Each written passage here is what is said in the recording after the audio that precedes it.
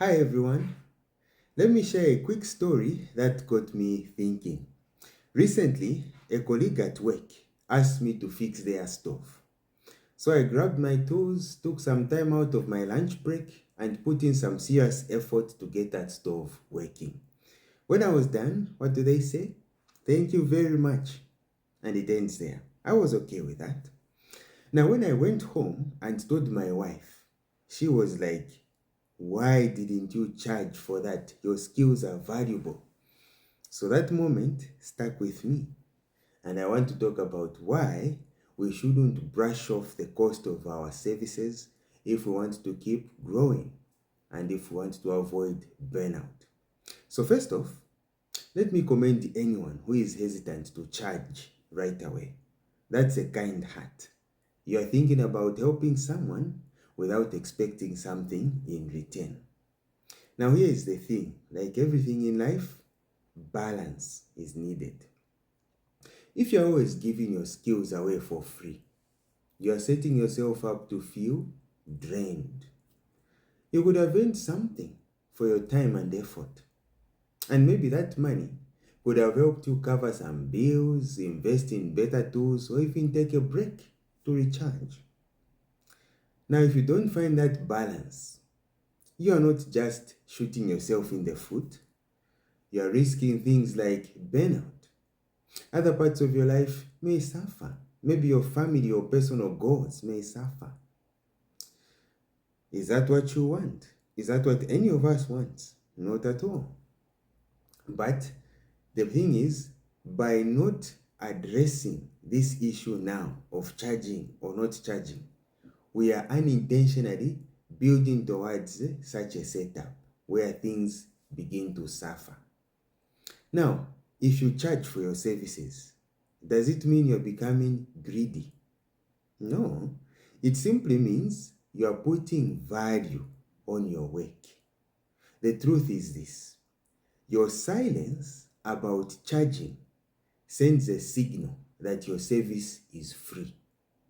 And as people, we tend to treat things the way the owner treats them. So if you treat your skills like they are no big deal, it means even others will treat your skills as no big deal. And if you treat them as valuable, then even others will treat them as valuable. So asking for payment actually helps the recipient to appreciate your work even more. It shows them the effort you put in, the expertise that you are bringing to the table, the value that is connected to what you are offering. So now, how do you ask for a payment without feeling pushy?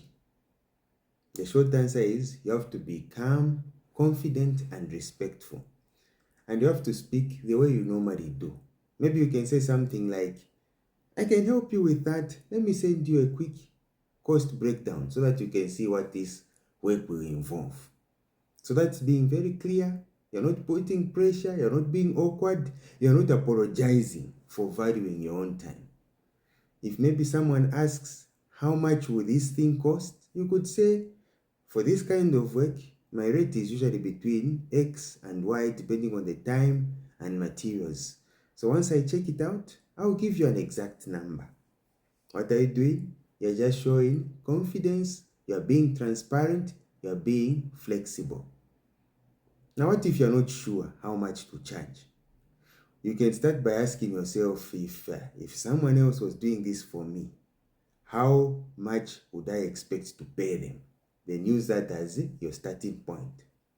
And then as you get more comfortable, you can even adjust your price upward.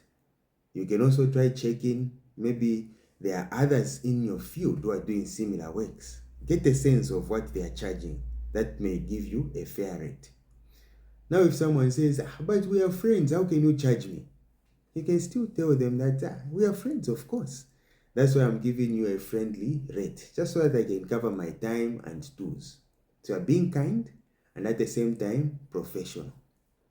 Now, what if you are working with someone on a job? How do you split the money? One good rule: if you are bringing the client but you're not doing anything else, we give you 30% of the profits. If you're helping, then that percentage goes up, maybe 40, maybe 50. Then the rest of the money goes to the person who is doing the heavy work.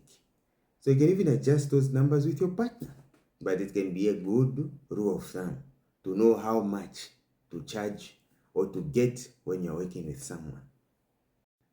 So in conclusion, to be honest, asking someone to pay you can be tough, especially if you're not used to doing so. So what do you need to do? Practice. What are you practicing? For this week, you can write down a short list of the services that you offer. Then, with each service that you offer, even attach a starting price. If you're not sure about what price to put there, just put something. Then afterwards, tell one person your price this week. You're not trying to convince them. You're just saying out loud the price that you're charging. Like that, you're building confidence. Confidence comes from repetition, not thinking too much, just repetition. So if you do it a few times, it will get easier. The bottom line is this: charging for your services doesn't mean you are greedy, or doesn't mean you are changing who you are. It simply means you are giving structure to your kindness so that it can be sustainable. You can still be generous, but you will have boundaries, and those boundaries will let you thrive. So if you value your work, set the stage to grow and show respect to others. Try to be healthy, build some balance in your life. So let's start small and build that confidence, then keep pushing forward. Like that, we'll get it sorted. My light went off.